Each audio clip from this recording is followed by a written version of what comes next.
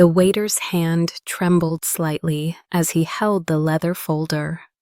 I watched him look at the table where my son Marcus and his wife Candace sat with their 3 children, my grandchildren, surrounded by her entire family.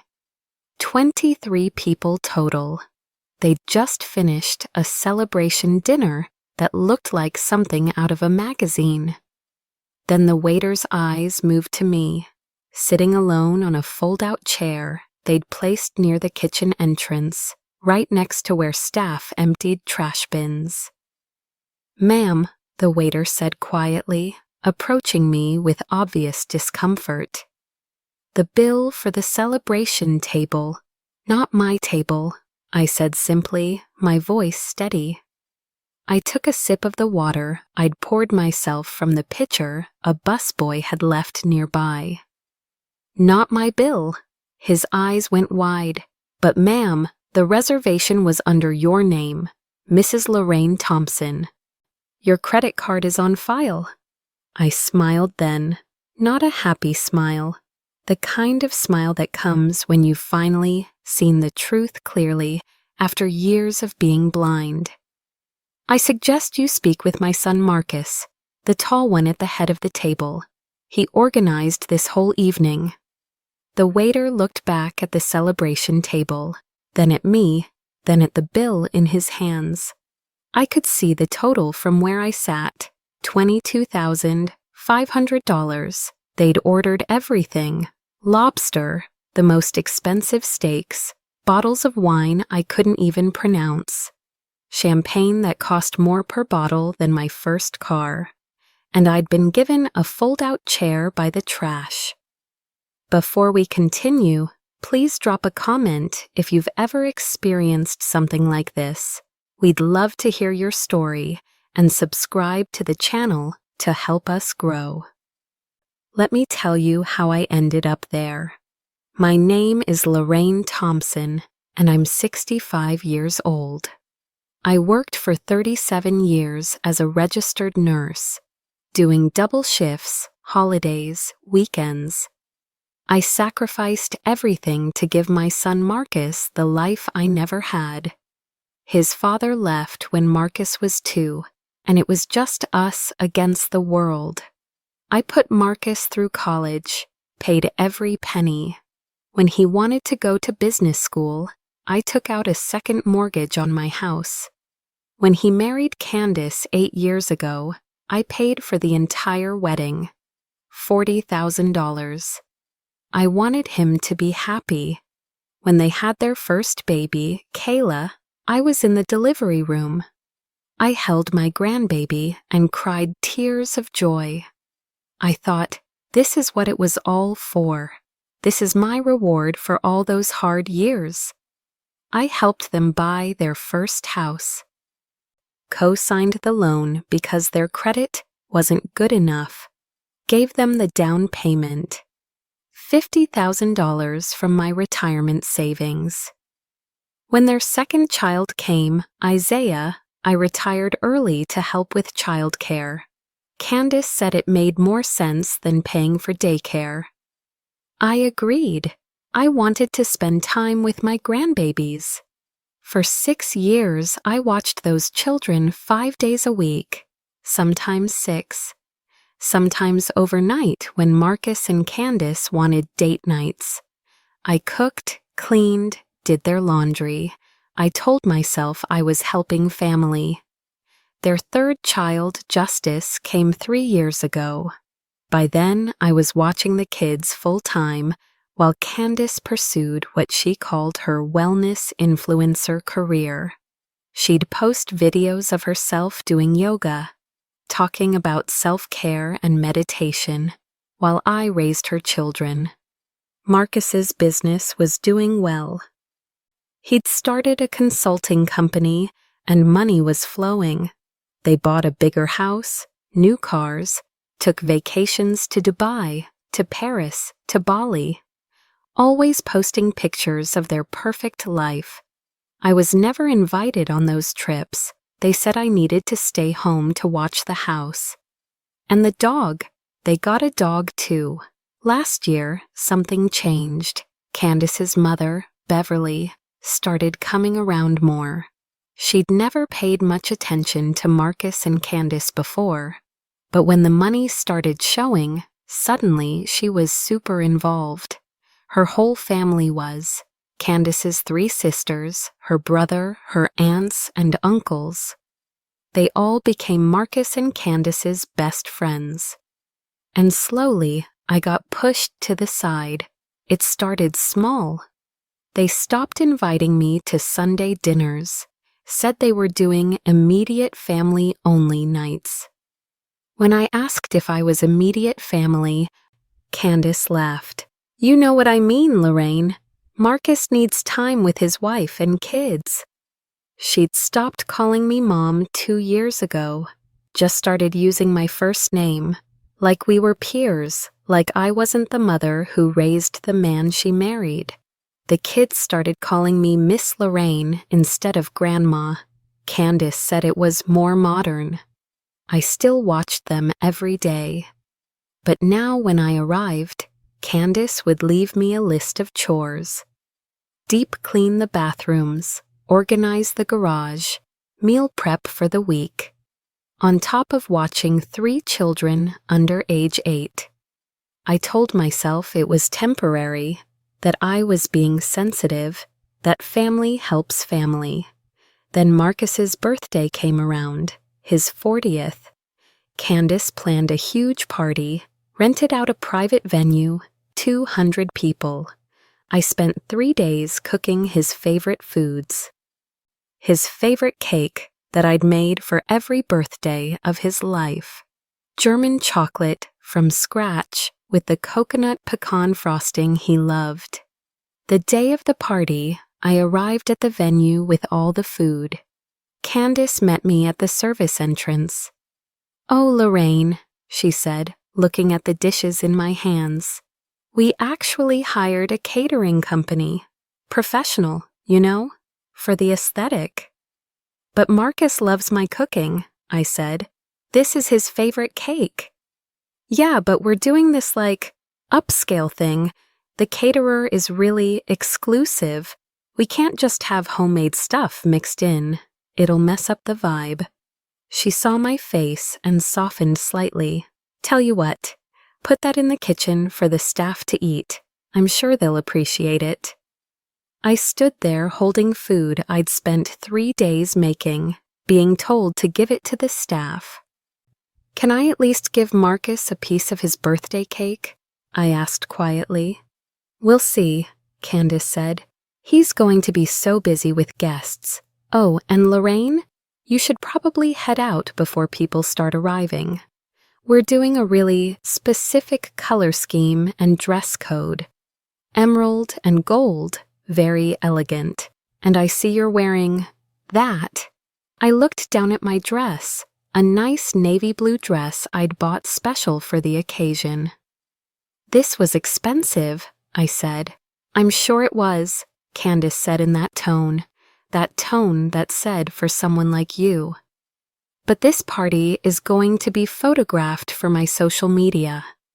Everything needs to be perfect, you understand." I understood that I wasn't wanted at my own son's birthday party. I went home, sat in my kitchen surrounded by food nobody would eat, and cried. Marcus called me the next day. "Mom, Candace said you didn't feel well last night. Sorry you missed the party. It was incredible." "I felt fine," I said carefully. "Candace told me to leave." Silence on the phone. "I'm sure there was a miscommunication," Marcus finally said. "You know how party planning gets stressful. Candace was just overwhelmed."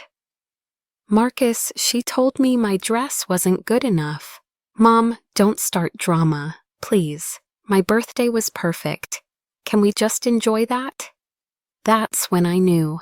My son was choosing his wife over truth. Over me. But I held on, because that's what mothers do. We hold on even when our children let go. 3 months ago, things got worse. I arrived at their house one morning to watch the kids. Candace was at the kitchen table with her mother Beverly and her sisters, Shanice and Nicole. They went quiet when I walked in. "Morning," I said, heading to put my purse down. "Actually, Lorraine, we need to talk," Candace said. She slid a piece of paper across the table. "We've drawn up a contract for your childcare services." I stared at the paper. It was typed up officially with terms and conditions. "A contract? Well, we've been thinking," Beverly said, her voice dripping with fake sweetness. "You watch our babies, and that's wonderful. But there should be boundaries, professional boundaries." "I'm their grandmother," I said. "Exactly," Shanice chimed in. "But you're also providing a service, and services have terms." I picked up the paper. It outlined my hours, Monday through Saturday, 7 a.m. to 7 a.m., my duties, childcare, housekeeping, cooking, pet care, yard work, errand running, my payment, $0. Because family helps family, and Lorraine has already benefited financially from living rent-free in our lives. Rent-free in the house I co-signed for, that I gave them the down payment for. "There's also a clause about gifts," Nicole pointed out, pointing to Section 4. "We've noticed you sometimes give the kids candy or little toys without asking us first. That needs to stop. All gifts must be approved in writing." "And this part," Candace said, tapping another section. "No discussing family business outside the home. We need to know you're loyal." "Loyal?" I repeated. "Well, we can't have you running to your church friends, gossiping about our private matters," Beverly said. "What happens in this family stays in this family." I looked at these women, my son's wife and her family, women I'd welcomed into my life, women I'd cooked for, celebrated with, loved.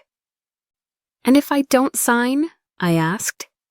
Candace leaned back in her chair. "Then I guess you don't really care about spending time with your grandchildren."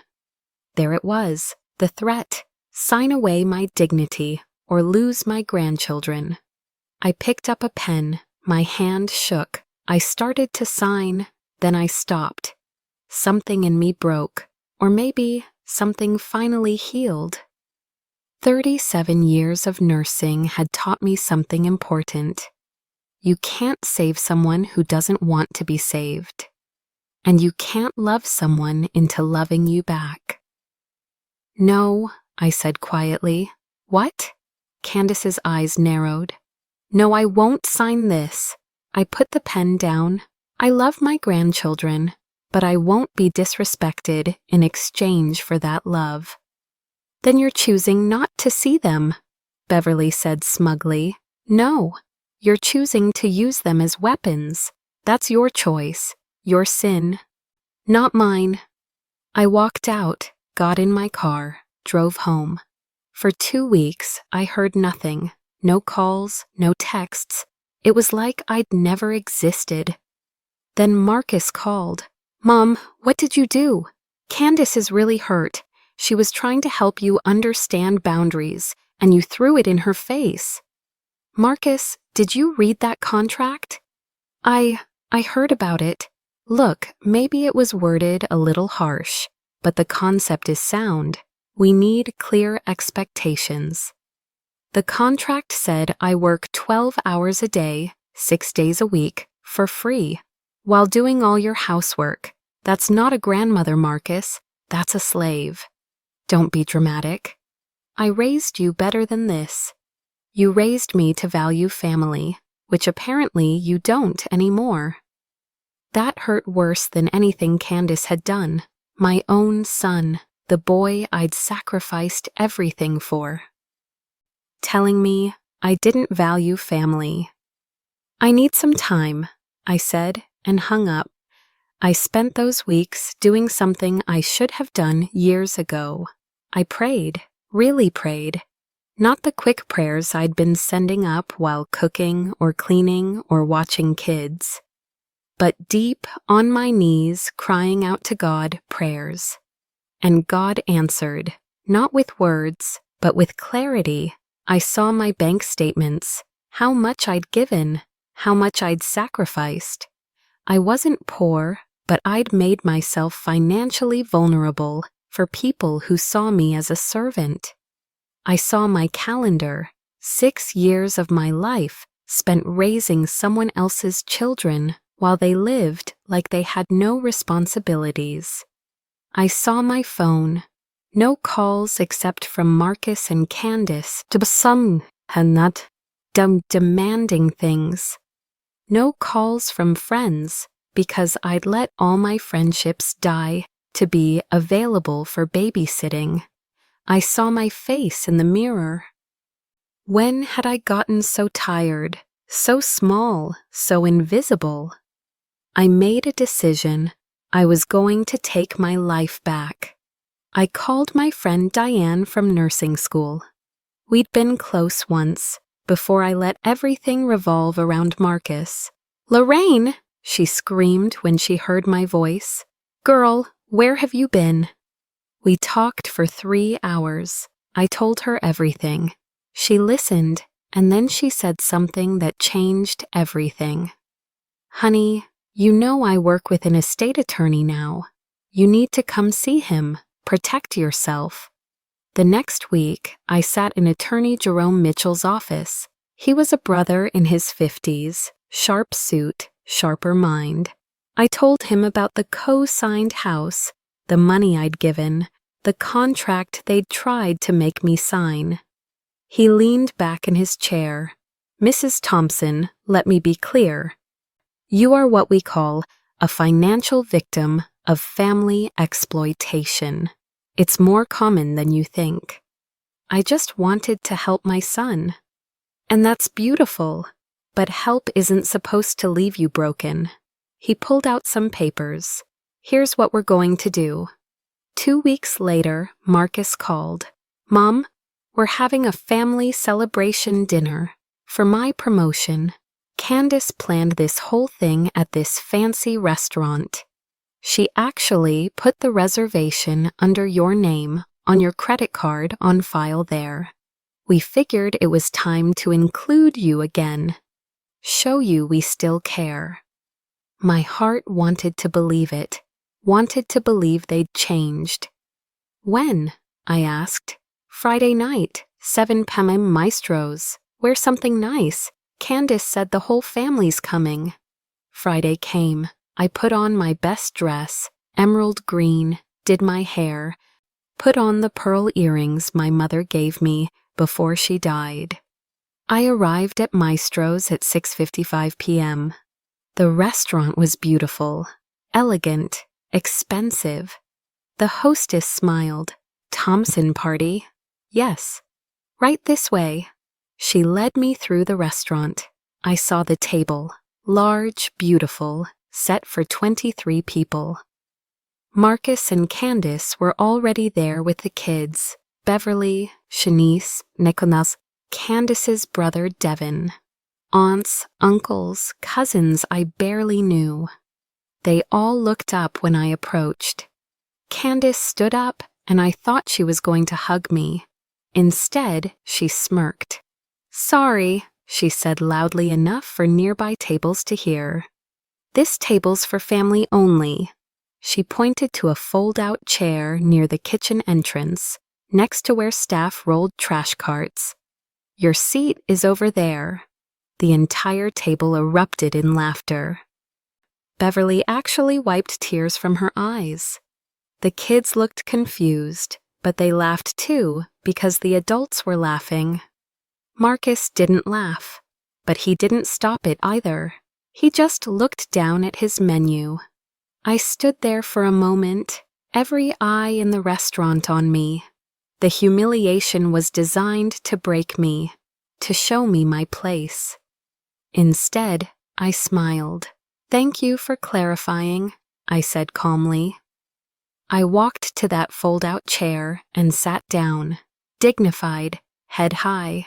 For 2 hours, I watched them celebrate, watched them order bottle after bottle of wine. Appetizers, entrees, desserts. They were loud, obnoxious, performing their wealth. Candace kept looking over at me, expecting me to cry, to leave, to break. I just sat there, peaceful. Then the waiter came with the bill, $22,500. He walked toward me first. Since the reservation was in my name, that's when I said it. Not my table, not my bill.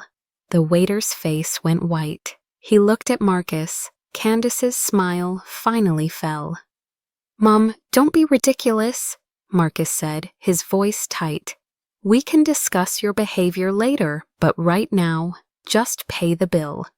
"No," I said simply. "The reservation is in your name," the waiter said nervously. "Your card is on file." "Call your manager," I said, "because I need to explain something."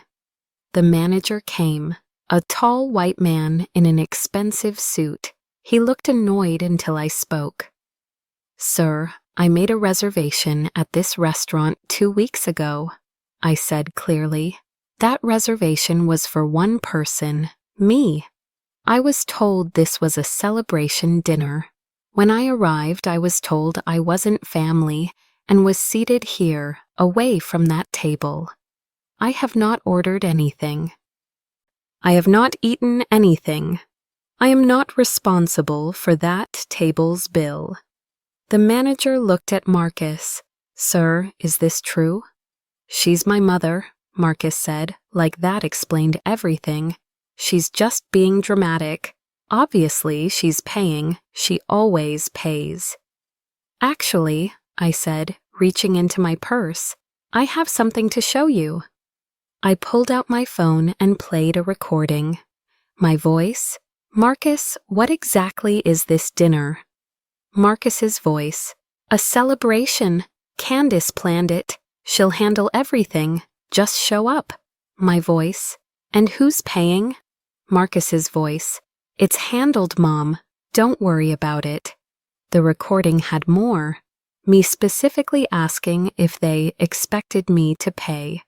Marcus saying no, they had it covered. Candace in the background saying, "Just get her there." I'd recorded our conversation because Attorney Mitchell told me to protect myself. The manager's face changed.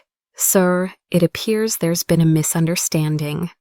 The bill is for your table, not hers."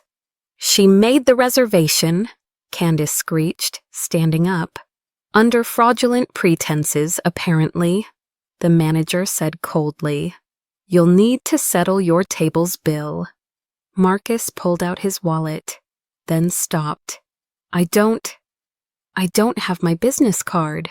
"Candace, where's—" "You said you were bringing it," Candace snapped. They scrambled, checking pockets, purses. The kids were crying now, picking up on the panic. $22,000, Beverly said weakly. "How did it get so high?"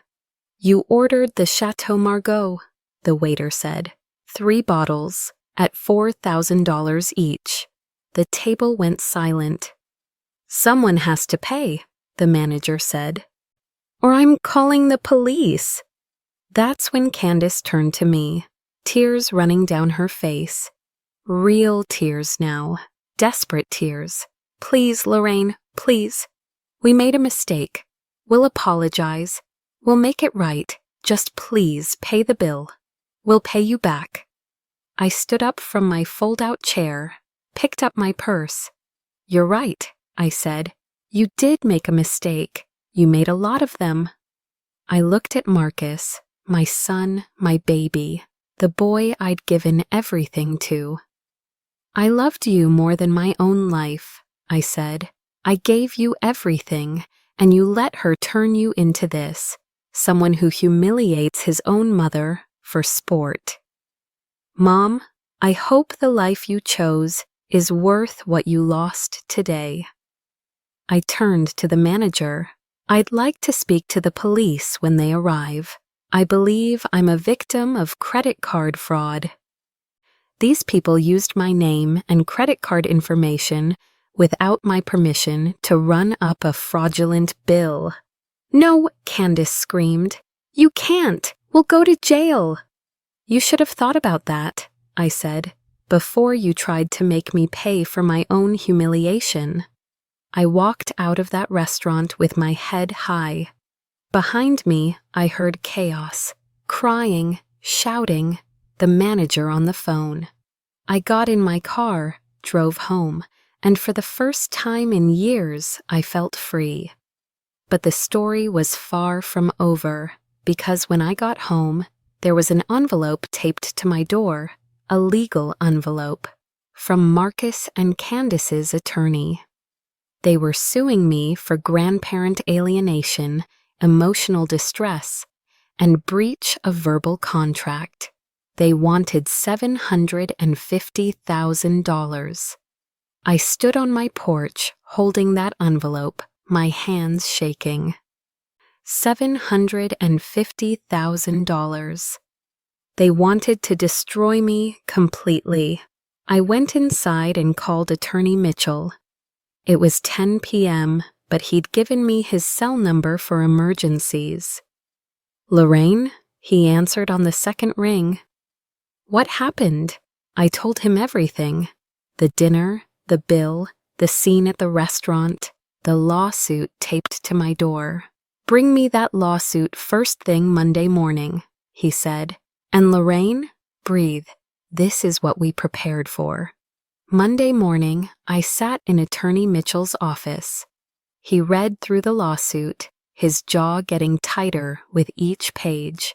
This is garbage, he finally said. Pure garbage. Grandparent alienation. They're the ones who cut you off. Emotional distress. They humiliated you in public. Breach of verbal contract. There was no contract. They tried to make you sign one and you refused.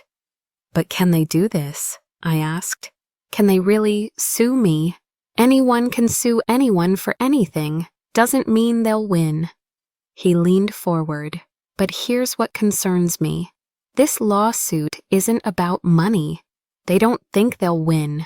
This is about intimidation. They want you scared. They want you to come crawling back, offering to pay them off to make it go away. I don't have that kind of money. They don't know that. They think because you helped them all these years, you must be sitting on a fortune. He pulled out a folder. Remember those documents you signed 2 weeks ago? I nodded. Attorney Mitchell had helped me reorganize my finances. We'd moved money around, protected assets, created trusts. They're going to be very surprised when they discover what you actually have in your name. He smiled. Now, let's file a countersuit. A countersuit? For the co-signed house. You gave them $50,000 for the down payment. We have proof. That was a loan, not a gift. They need to pay you back with interest. That's $68,000 they owe you. But Marcus is my son. Who just sued you for $750,000? Lorraine, you need to understand something. The Marcus you raised, he's gone. The man who let his wife seat you by the trash and then sued you, that's who he is now. You need to fight back. I thought about my grandbabies, Kayla, Isaiah, Justice. Would I ever see them again? As if reading my mind, Attorney Mitchell said, fighting back is the only way forward. If you let them win, you'll never see those grandkids anyway. They'll use you until there's nothing left, then discard you. At least this way, you stand for something. I signed the countersuit papers.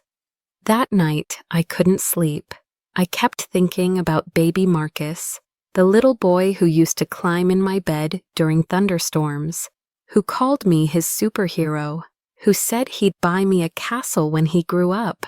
My phone rang at 2 a.m. Marcus, how could you? He screamed before I could even say hello. A countersuit? You're suing your own son? You sued me first, I said quietly. That was Candace's idea. I told her it was too much, but you embarrassed her. You humiliated our entire family in that restaurant. I sat where she told me to sit. I stayed quiet. I refused to pay for a meal I didn't eat at a table I wasn't welcome at. How is that humiliating you? You made us look like fools. The police came. They questioned us for 2 hours. The restaurant banned us. Candace's influencer sponsors dropped her because of the bad publicity. You cost us money. You cost yourself money when you ordered $12,000 of wine. We thought you were paying, Marcus roared. You always pay. That's what you do. You're supposed to take care of us. I'm your mother, Marcus, not your ape. If you don't drop the countersuit, you'll never see your grandchildren again, ever. I'll make sure of it. Click, he hung up. I sat in the dark of my bedroom and cried. Not sad tears, angry tears, tears for all the years wasted. All the love given to someone who saw it as weakness. The next morning, I did something I should have done months ago. I went to church. I hadn't been to New Hope Baptist in 6 months. Every Sunday, Marcus and Candace needed me to watch the kids. It was always an emergency, always urgent. So I'd missed service after service. When I walked through those doors, Sister Patricia saw me first. Lorraine! She practically ran down the aisle. Girl, where have you been? Soon I was surrounded. Sister Patricia, Sister Diane, Brother James, Pastor Williams, all asking where I'd been, saying they'd missed me. I've been going through something, I said, and my voice broke. Pastor Williams, a man in his 60s with kind eyes and a voice like thunder when he preached, took my hand. Come to my office after service. Let's talk. That afternoon, I sat in Pastor Williams's office and told him everything. The years of sacrifice, the humiliation at the restaurant, the lawsuit. He listened without interrupting. When I finished, he was quiet for a long moment. Lorraine, he finally said, do you know the story of the prodigal son? Of course. The son who took his inheritance and wasted it, then came home and the father celebrated. Everyone focuses on that son, but there was another son, the older brother, the one who stayed, who worked, who was faithful, and when the father celebrated the prodigal's return, the older brother was hurt, angry. He'd been faithful all along and got no celebration. I don't understand. You've been the faithful one, the one who stayed, who sacrificed, who loved without condition. But Marcus doesn't see that as faithfulness.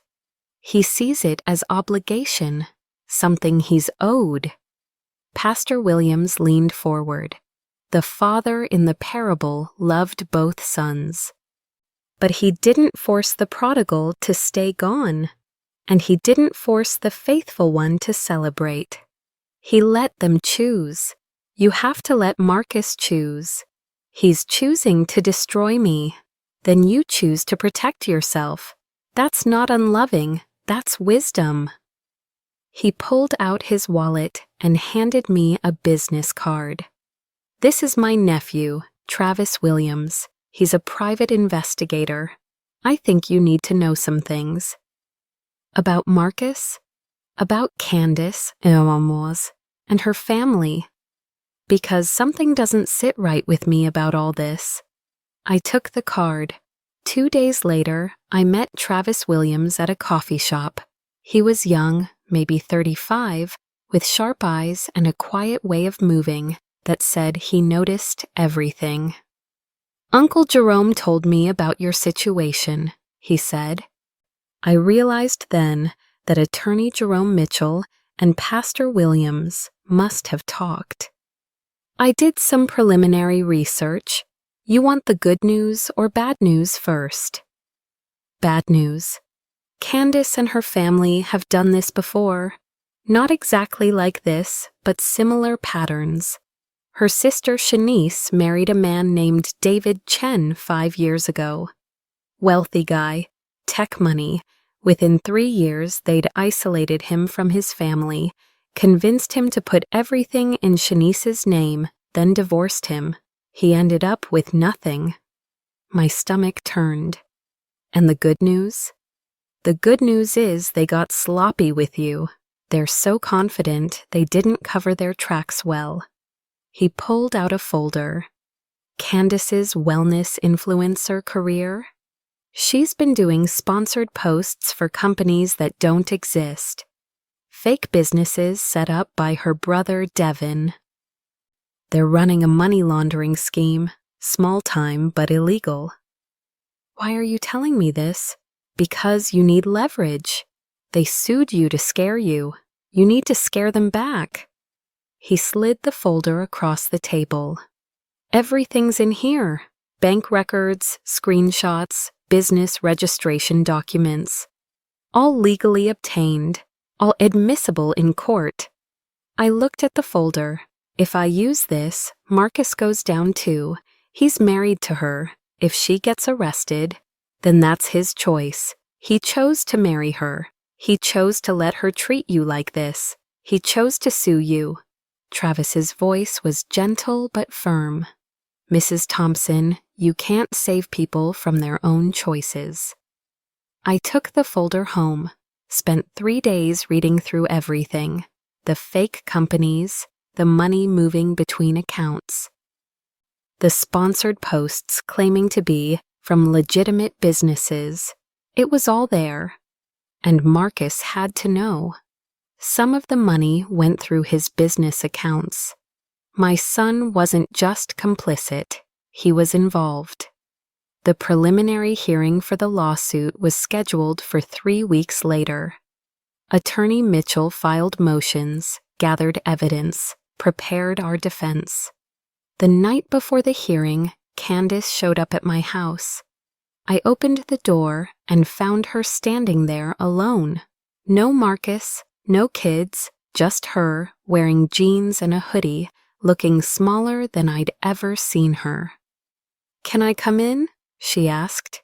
Against my better judgment, I let her. We sat in my living room, the same living room where I'd hosted her baby showers, where I'd thrown her surprise 30th birthday party, where she'd once called me Mom. "I want to make a deal," Candace said. "I'm listening. Drop the countersuit. We'll drop ours. We walk away clean. After everything, we just pretend it never happened. We can move forward, start fresh. You can see the kids again. We can be a family." "Why now?" She looked away. "Because our lawyer said we're going to lose. He said your countersuit is airtight and ours is garbage. We'll owe you money we don't have, plus court costs. So this isn't about family, it's about money." "It's always been about money, Lorraine." She said it so casually, like it was obvious. "You have it. We needed it. That's how family works. The ones who have help, the ones who need. I gave you everything I had. But you held back. You still have this house. You have retirement accounts. You have investments. We saw the statements when we were handling your mail, that time you had surgery." She leaned forward. "We know what you're worth, and it's not fair that you're sitting on all that while we're struggling. You just went to Dubai. On credit. Everything's on credit. Marcus's business is failing. We're drowning. We needed you to help us, and instead you humiliated us." "I didn't humiliate you. You did that to yourself." Candace's face changed. The vulnerability disappeared. The mask came off. "You're going to regret this," she said coldly. We have lawyers. We have connections. We'll drag this out for years, cost you everything in legal fees. You're 65 years old. How long can you fight? As long as it takes. She stood up. You'll never see your grandchildren again. I'll make sure they forget you exist. I'll tell them you're dead. Then that's another sin you'll have to answer for. She slammed the door so hard a picture fell off the wall. The hearing was in family court. I wore my best suit. Sat next to Attorney Mitchell. Across the aisle, Marcus and Candace sat with their lawyer, a sharp-looking woman named Mrs. Patterson. The judge, a black woman in her 50s named Judge Yolanda Freeman, reviewed the filings with a frown. Let me make sure I understand this correctly, Judge Freeman said. Mr. Thompson, you're suing your mother for $750,000 for grandparent alienation, even though you were the ones who terminated her access to the children. Your Honor, my client was forced to set boundaries due to Mrs. Thompson's toxic behavior, Mrs. Patterson said smoothly. What toxic behavior? She attempted to control every aspect of the children's upbringing. She refused to follow simple house rules. She created conflict. I have recordings that contradict that, Attorney Mitchell interjected. Recorded conversations where Mrs. Thompson asked for guidance on childcare and was told to handle it herself. Text messages showing she followed every instruction given, and testimony from the children's pediatrician that she brought them to every appointment, kept detailed health records, and was an exemplary caregiver. Judge Freeman looked at Marcus. Mr. Thompson, did your mother watch your children regularly? Yes, Your Honor, for 6 years. Was she paid? Marcus shifted.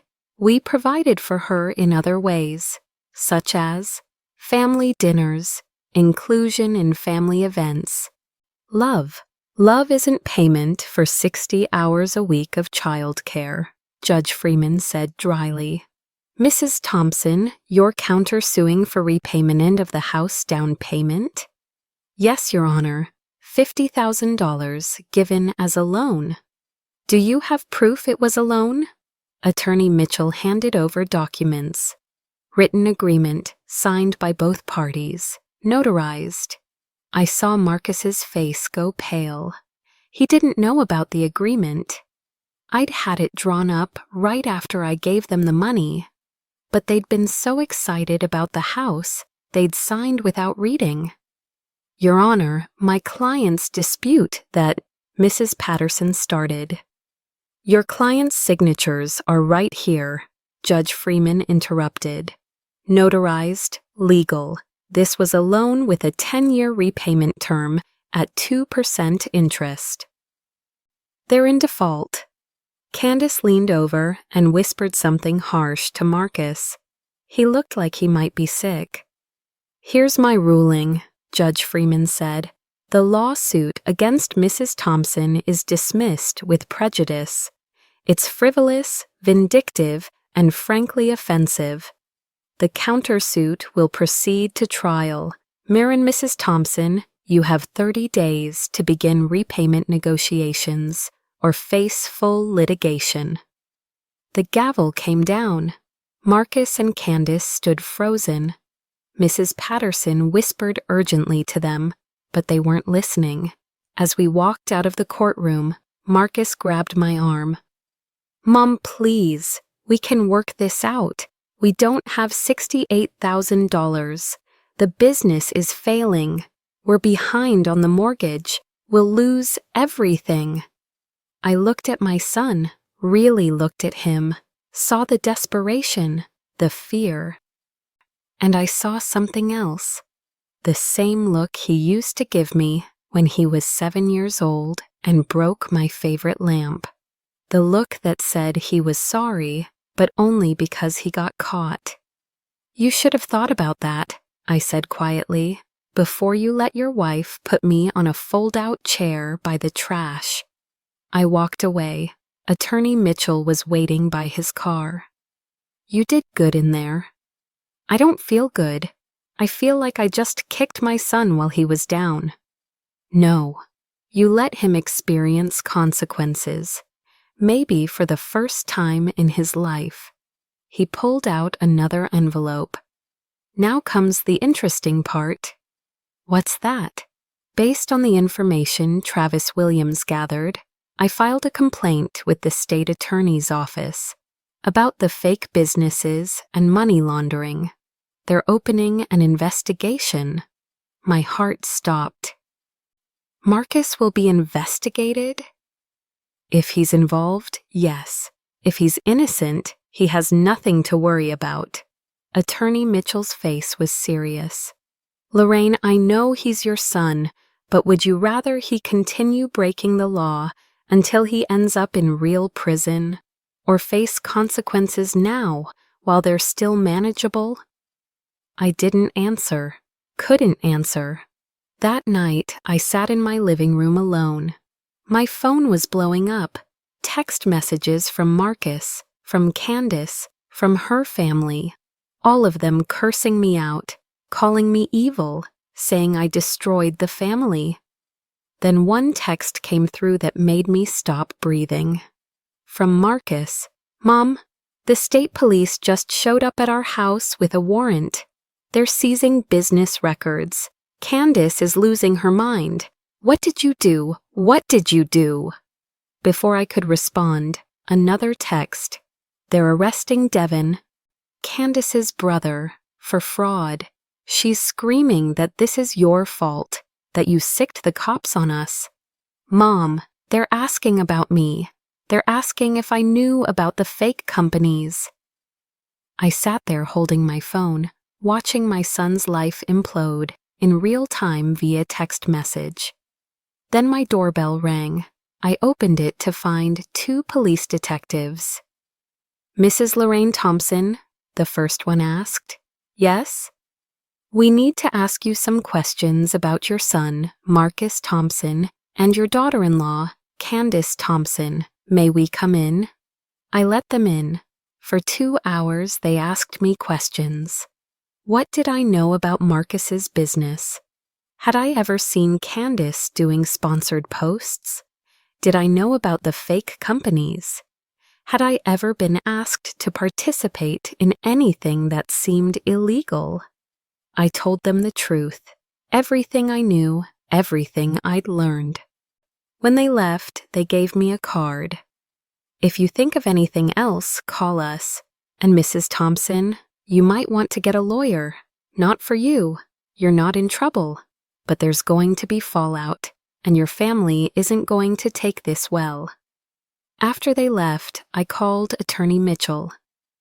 They're going to think I did this on purpose, I said, my voice shaking. They're going to think I turned Marcus in to get revenge. Did you? I don't know. I gave Travis's information to you. You filed the complaint. But I knew what might happen. Does that make me guilty? It makes you a person who chose truth over complicity. Your son broke the law. That's on him. He's going to hate me forever. Maybe, or maybe this saves his life. I hung up and sat in the dark. My phone buzzed, a text from a number I didn't recognize. You think you won, old woman? This isn't over. We're going to destroy you. You'll pay for what you've done to this family. Watch your back. I showed the text to Attorney Mitchell the next morning. This is harassment, possibly a threat.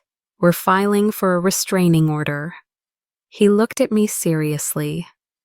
Lorraine, I need you to be careful. Desperate people do desperate things. He was right to worry. 3 days later, I came home from grocery shopping to find my house had been broken into. Nothing major was stolen, but someone had been there, going through my papers, my files, my bedroom. They'd left a message on my bathroom mirror in lipstick. Drop the suit or else. I called the police. They came, filed a report, dusted for prints. Detective Martinez, one of the detectives from the fraud investigation, showed up too. Mrs. Thompson, I'm going to be honest with you. This is probably connected to the fraud case. The Thompson family is panicking. Devin's been arrested. We're building a case against Candace, and Marcus is being investigated. He looked around my ransacked house. You need to be very careful. Do you think Marcus did this? I think he's scared and desperate and under the influence of some very unscrupulous people. That night, I stayed at a hotel. I was afraid to be in my own house. At 3 a.m., my phone rang, a number I didn't know. Hello? Grandma Lorraine, a small voice was sighing, crying. Kayla, my 8-year-old granddaughter. Grandma, I'm scared. Mommy and Daddy are fighting. The police came. They took Uncle Devin away. Mommy keeps crying and screaming. She said it's your fault. She said you're evil. But Daddy said he should have protected you. He's crying, Grandma. I've never seen Daddy cry. My heart shattered. Baby, where are you right now? In my room, I snuck Mommy's phone. She doesn't know I called you. Grandma, are you really evil? Are you trying to hurt us? No, baby, I love you so much. I would never hurt you. Then why is everyone saying you called the police on us? Why is everyone so mad? Sometimes grown-ups make mistakes. And when people make mistakes, there are consequences. Your mommy and daddy made some mistakes. I didn't cause them. I just didn't hide them anymore. I miss you, Grandma. I miss when you used to make me pancakes. I miss story time. I miss you too, baby girl, so much. Kayla, who are you talking to? Candace's voice in the background. The phone was snatched away. You evil witch, Candace screamed into the phone. Don't you ever contact my children again. Do you hear me? Never. Click. I sat in that hotel room and cried harder than I'd ever cried in my life. Not for Marcus, not for the money, not for myself, for my grandbabies, who were stuck in the middle of a war they didn't understand. The next morning, Attorney Mitchell called. We got a hit on the lipstick message. The prints came back. It wasn't Marcus. Then who? Shanice, Candace's sister, the one who scammed David Chen. Why would she break into my house? Because you're not just exposing Candace anymore. The fraud investigation is expanding. They're looking into all of Beverly's kids now. Shanice, the gamom, monstay. Nicole Deepas Mosam. Oath. Devanon. It looks like they've been running this scam for years. Different targets, different schemes. You're just the first one who fought back. This is bigger than me. Much bigger, and you just opened the door for their whole operation to come crashing down. He paused. Lorraine, the state attorney wants to talk to you. They want you to testify. In exchange, they'll guarantee Marcus immunity if he cooperates against Candace and her family. He'd have to testify against his wife? To save himself from prison, yes. I thought about Marcus, about the little boy he used to be, about the man he'd become. Set up the meeting, I said. 2 days later, I sat in a government office across from Assistant District Attorney Jessica Chen. No relation to David Chen, apparently. Mrs. Thompson, we believe Candace Thompson and her family have defrauded at least 7 people over the past 10 years, possibly more. The amounts range from $20,000 to $500,000. Your situation is actually one of the smaller cases financially, but it's the best documented. She slid papers across the table. Your son Marcus is in a gray area. We believe he knew about some of the schemes, but wasn't a primary organizer. If he testifies against Candace and her family, we can offer him immunity. What happens to Candace? Prison, probably 5 to 10 years. Her siblings who participated, same. Beverly, if we can prove she knew and directed any of it, could face charges as well. And my grandchildren, they'll be with their father. Marcus will retain custody unless there's another issue we don't know about. I sat back. If I did this, if I helped them build this case, I'd destroy my son's marriage. His children's mother would go to prison. My grandchildren would grow up knowing their grandmother put their mother in jail. But if I didn't, more people would be hurt, and Marcus would eventually go down too. I'll testify, I said, but only if Marcus agrees to immunity and gets help, real help, therapy, for him and the kids. They need to process this. We can recommend that as part of any agreement. That night, Attorney Mitchell arranged a meeting. Me, Marcus, and both our lawyers. Neutral location, a conference room at a hotel.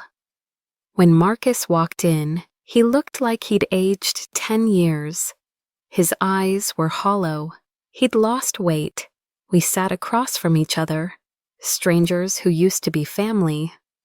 They're offering you immunity, I said, if you testify. Against Candace, his voice was flat. Against my wife, the mother of my children. Against someone who committed fraud. Who used you? Who's using your children? She loves me. Does she? Or does she love what you can provide? He was quiet for a long moment. Then, I knew, Mom, not everything, but I knew some of it. The fake companies. Devin asked me to process some payments through my business. Said it was just accounting stuff. I knew it wasn't right, but Candace said it was fine. That everyone did things like that. Did you take money from it? Some. Yeah.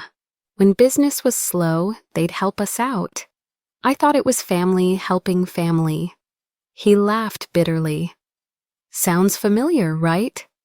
Marcus, I treated you terribly. I let Candace treat you worse.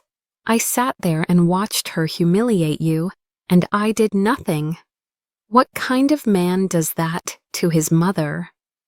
A scared one, a manipulated one. Does that excuse it?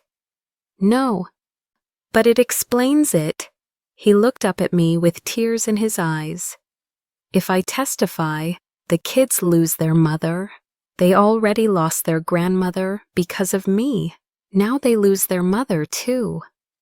They didn't lose me. I'm right here. I've always been right here. I reached across the table. He didn't take my hand, but he didn't pull away either. You can give them a life based on truth, or you can keep living a lie until it destroys all of you.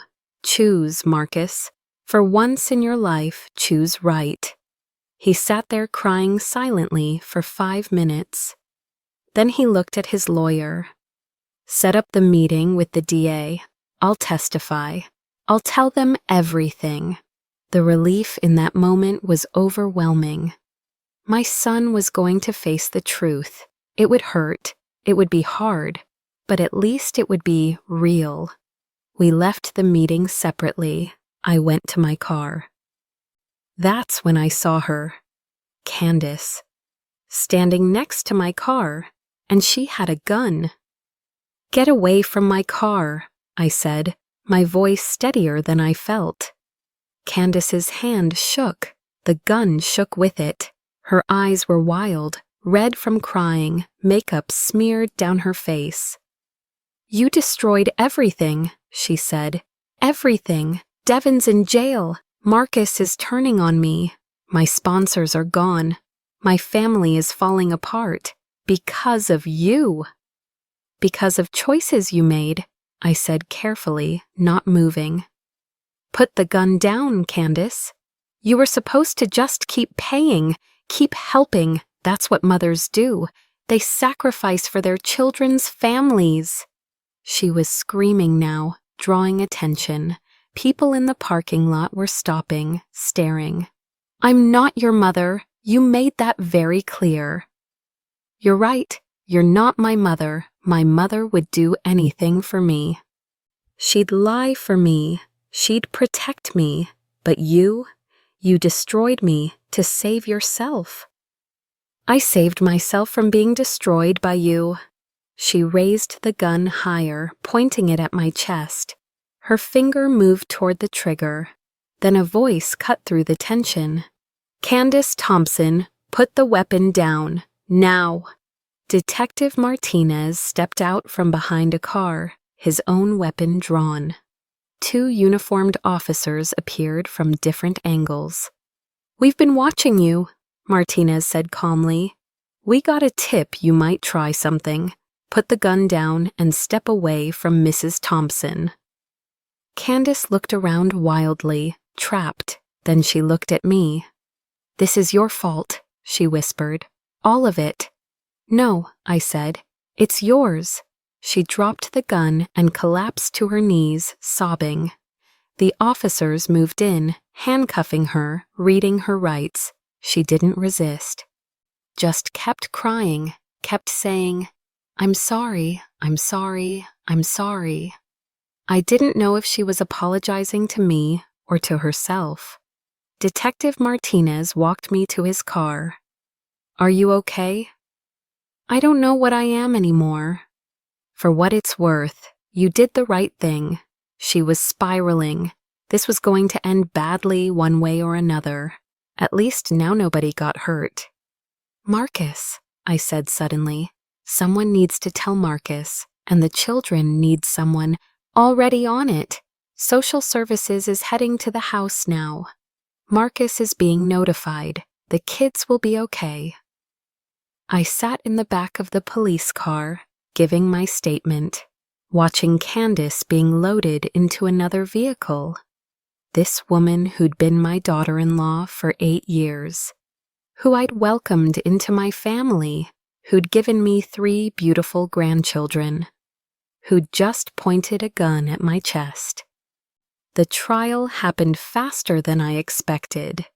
Candace's lawyer tried to argue mental breakdown, temporary insanity, but the evidence was overwhelming. The fraud, the fake companies, the multiple victims, the pattern of behavior going back years, and now attempted assault with a deadly weapon. I sat in the courtroom and watched Marcus testify, watched him tell the truth about what he knew, when he knew it, how deep it went. His voice shook. He couldn't look at Candace. When it was my turn, I told my story, the years of sacrifice, the humiliation, the lawsuit, the threats, the break-in, the gun. Candace's mother, Beverly, sat in the gallery, glaring at me like I was the devil himself. At one point, Beverly stood up and screamed, "You're destroying this family. You're taking a mother away from her babies. How can you live with yourself?" Judge Freeman had her removed from the courtroom. The jury deliberated for 4 hours. Guilty on all counts. Candace was sentenced to 8 years in prison. Devin got 6. Shanice and Nicole got 5 each for their involvement in other schemes. Beverly was charged but given probation due to age and health. Though her reputation was destroyed, Marcus was given immunity as promised, but he lost everything else. His business collapsed under investigation. The house went into foreclosure. His friends disappeared. He moved into a small apartment with the 3 kids, and slowly, very slowly, we started to rebuild. The first time I saw my grandchildren after everything, it was at a supervised visitation at a family services center. Marcus brought them. They were confused, scared, unsure if they should hug me. Kayla spoke first. "Grandma, is it true you had Mommy arrested?" I knelt down to her level. "Your Mommy made some choices that hurt people." I told the truth about those choices. Sometimes telling the truth has hard consequences. "Mommy said you were evil." "I know, baby, and maybe one day when you're older, you'll decide if that's true. But I want you to know I love you. I've always loved you. That never changed." She hugged me then, tight, like she'd been waiting for permission. Isaiah and Justice followed. We sat on the floor of that visitation room and played games, read books, talked, not about the trial, not about their mother being in prison, just normal grandma stuff. When the visit ended, Marcus walked me to my car.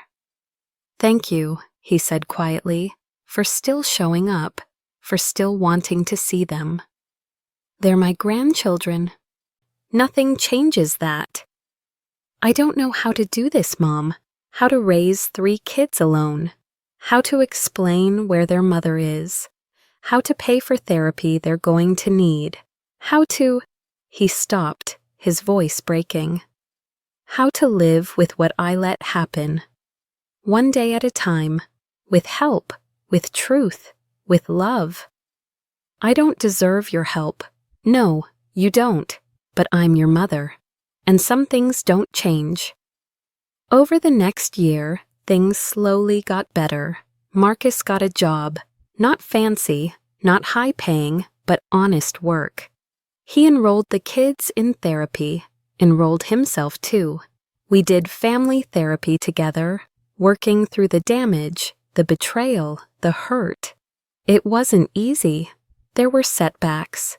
Days when Marcus was angry at me for not just paying the bill, for not just letting it go, for causing the investigation. Days when I was angry at him for putting me through it in the first place. But we kept showing up. I started seeing the grandkids twice a week, then 3 times. Then Marcus asked if I could watch them one afternoon, and I knew we'd turned a corner. Not back to where we were before. We could never go back there, but forward to something new, something more honest.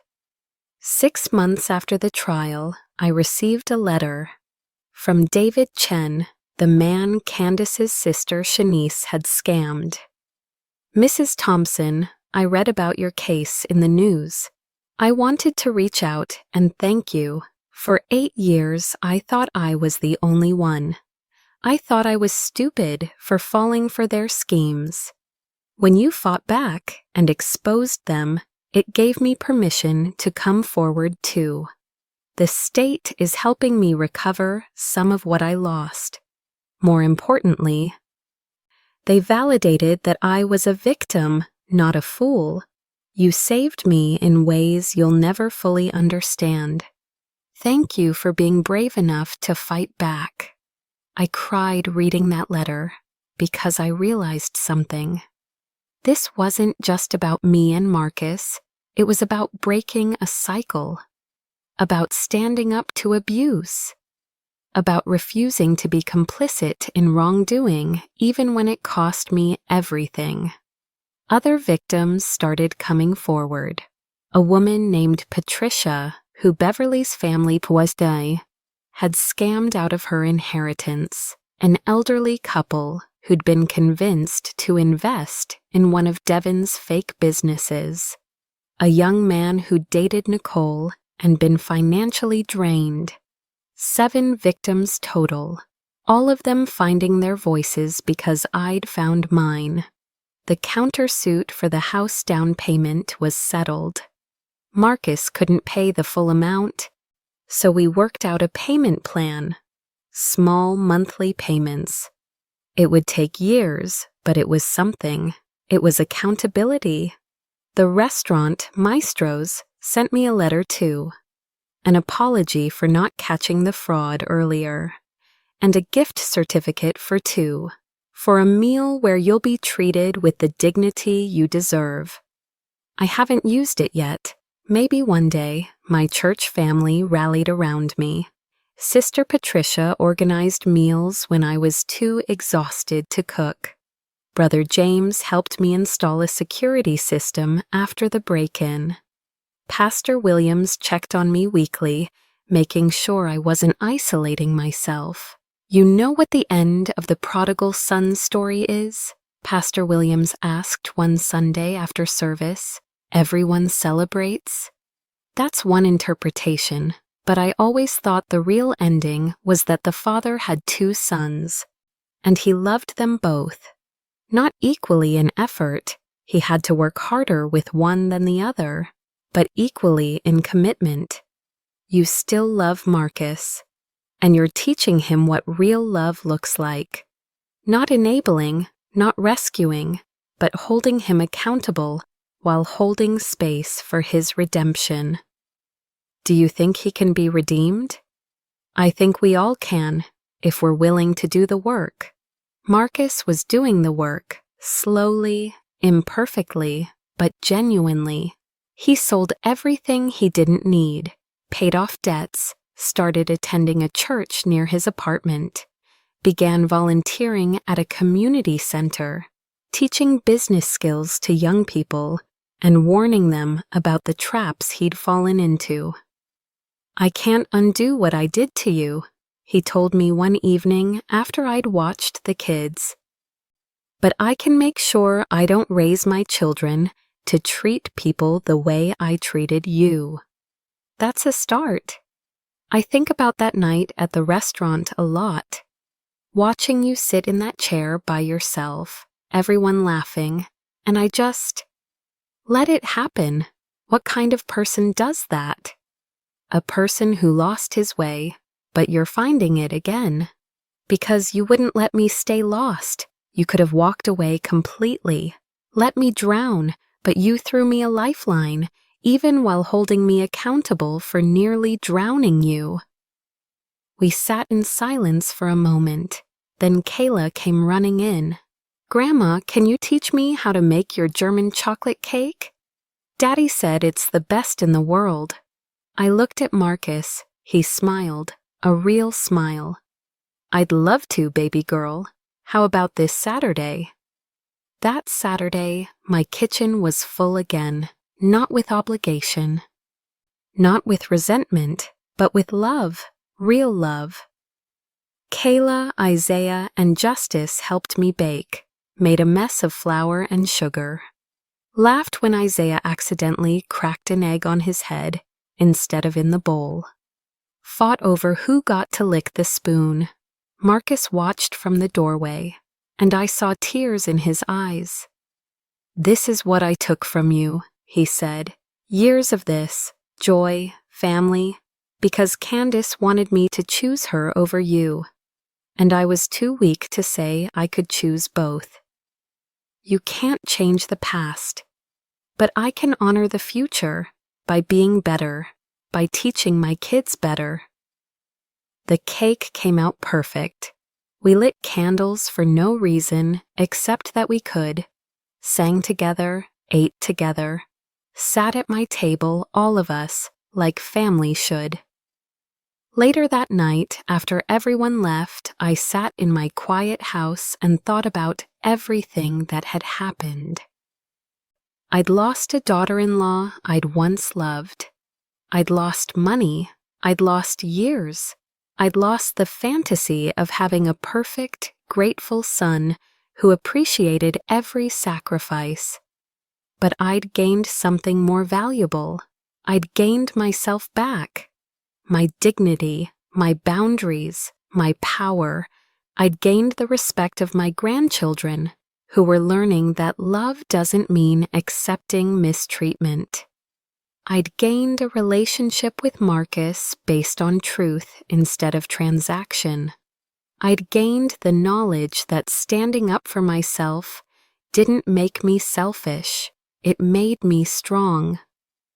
2 years after the restaurant incident, I did something I never thought I'd do. I went back to Maestro's, used that gift certificate. I brought Diane, my friend from nursing school, who'd reconnected with me through all of this. We sat at a beautiful table, not by the trash, but in the center of the restaurant. We ordered modestly, but we enjoyed every bite. The staff treated us like queens. When the waiter brought the bill, he said, "Your meal tonight has been covered by the manager. He remembered you and wanted you to know you're always welcome here." I tipped him well anyway. As we left, I looked at the table where I'd sat that awful night. The fold-out chair was gone. In its place was a beautiful regular table set for dinner. "Do you ever regret it?" Diane asked as we walked to the car, fighting back all the pain it caused. "Every day," I admitted, and also never, because the alternative was disappearing completely, becoming invisible, accepting that my only value was what I could provide. "You taught me something through all this," Diane said. "You taught me that it's never too late to stand up for yourself, that being loving doesn't mean being a doormat, that boundaries are a form of love, not a rejection of it. I'm still learning that myself." 3 years later, Candace was released early for good behavior. She'd served 5 years.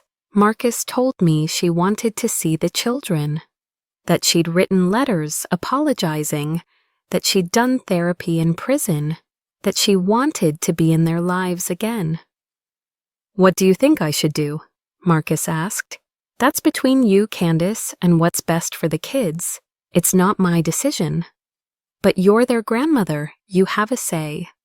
"No, I have an opinion, but you're their father. You decide." He set up supervised visits, slow reintroduction, therapy for everyone. I didn't go to those visits. Candace and I had nothing to say to each other anymore. But one day, about 6 months after her release, she showed up at my house. I opened the door and we stared at each other. "I don't expect you to forgive me," she said. "I don't even expect you to let me in, but I needed to say this to your face. I'm sorry for all of it. The restaurant, the lawsuit, the gun, everything. Are you sorry you did it, or sorry you got caught?" She flinched. "That's fair. Honestly, at first I was just sorry I got caught. But 5 years in prison gives you a lot of time to think, to see yourself clearly. And I saw a monster, Lorraine. I saw someone who used people, who weaponized family, who thought love was something you could demand instead of something you earn. Why are you telling me this? Because my children are learning about boundaries from you, about self-respect, about standing up to people who hurt them, and I realized that you gave them a gift I couldn't. You showed them what strength looks like, real strength, not manipulation, not control, but the strength to walk away from people who hurt you, even when they're family. Is this the part where you ask me to tell Marcus to let you back into his life? No, that's between us. I'm just here to say thank you for being the grandmother my children needed when I failed to be the mother they deserved. She turned to leave. Candace, she stopped. I hope you find peace, real peace, the kind that doesn't come from taking from others. Me too, she said quietly, and walked away. I never saw her again after that. Marcus told me she moved to another state, started over, stayed in the kids' lives from a distance, sent child support, showed up for video calls, tried to rebuild trust slowly. I heard through Marcus that she apologized to David Chen, to the other victims, that she was working 2 jobs to pay restitution. I didn't know if any of it was genuine, but it wasn't my journey to judge anymore. 5 years after everything started, I threw a party, not a big party, just me, Marksam, the kids, Diane, Sister Patricia, Pastor Williams, Attorney Mitchell, and a few close friends from church. We were celebrating my 70th birthday, and my freedom. The house was paid off, my retirement was secure, my relationships were healthy, my grandchildren knew me, really knew me. Not as the woman who did everything for them, but as a woman with boundaries, with strength, with love that didn't require them to be perfect. Marcus stood up to make a toast. "To my mother," he said, his voice thick with emotion, "who loved me enough to let me fall, who was strong enough to survive my weakness, who taught me that real family doesn't keep score, but it also doesn't accept abuse. Mom, I'm sorry it took me so long to see what you've always been. My hero." I cried. Happy tears this time. Later, as we cleaned up, Kayla, now 13, helped me in the kitchen. "Grandma, can I ask you something?" "Always, baby." "Did you ever hate Daddy? For what he did?" I thought about that carefully. No, I was angry. I was hurt. But hate? No, because hate would have kept me tied to the past. And I wanted to move forward. What if we can't forgive someone? What if what they did was too big? Then you don't forgive them. Forgiveness isn't required for healing, but letting go of the anger that's hurting you, that's required. You can let go and still have boundaries. You can let go and still remember. Letting go doesn't mean what they did was okay. It means you're not carrying their weight anymore. She hugged me. "I love you, Grandma. Thank you for fighting for us. Thank you for being worth fighting for." That night, after everyone left, I sat on my porch with a cup of tea and looked at the stars. I thought about where I'd been 5 years ago, broken, used, invisible, and where I was now, whole, valued, seen. The journey had been hell. But I'd walked through fire and come out refined, not destroyed. I'd learned that loving someone doesn't mean sacrificing yourself on the altar of their comfort. I'd learned that standing up for yourself isn't selfish. It's sacred. I'd learned that family should be your safe place, not your battlefield. And most importantly, I'd learned that it's never too late to reclaim your life. That restaurant table wasn't for family, Candace had said. She was right, because real family doesn't make you sit by the trash. Real family doesn't hand you a bill for your own humiliation.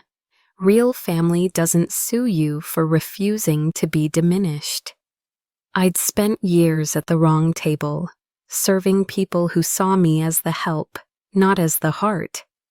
But I'd found my way to a new table, one where I was welcomed, valued, loved, and at this table I didn't just have a seat, I had a place of honor. Because I'd finally learned the most important lesson of all. You teach people how to treat you, and I decided I deserved better than a fold-out chair by the trash. I deserved a seat at the table, and if people couldn't offer me that with respect and love, then they couldn't have me at all. Not my table, not my bill, not my problem, my life, my terms, my peace. and that was worth more than all the money in the world. Thanks for listening. Don't forget to subscribe and feel free to share your story in the comments. Your voice matters.